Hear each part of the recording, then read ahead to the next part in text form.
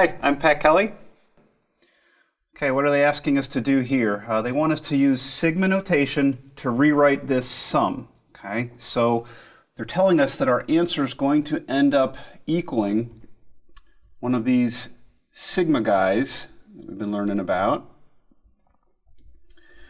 Okay, and what we have to do, the challenge, is to figure out what type of expression to put inside of the sigma that's generic enough that it represents each of the terms in this sum right above me here. Okay? And it really comes down to one of those pattern recognition challenges. So this is what I would do.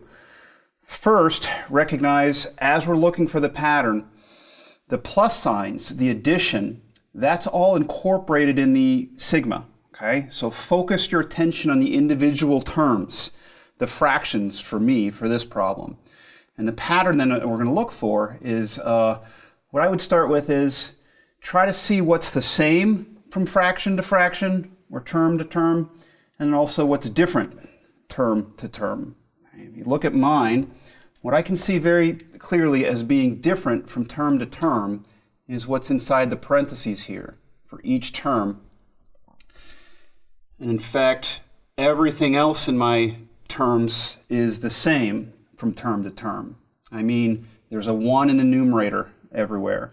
There's a 3 downstairs in the denominator being multiplied by those parentheses. Okay?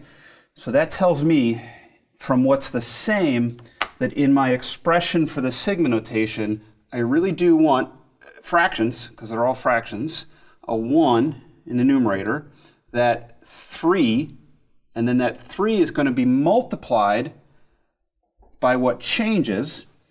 And look at, in fact, the pattern of the change. It starts at 1 and then goes to 2 and then goes to 3. That's one of our indices, that index that increments each time. So I'm going to put an I there in parentheses in order to make sure that that I starts at 1 and ends at 9. I'll use my limits here of my sigma notation and say that I equals start at 1 and end at 9. And that should do it. Okay? These problems are going to challenge you to look for patterns. Look at what's the same, look at what's different. Try to express that in your sigma notation. Okay? Go practice some more on your own.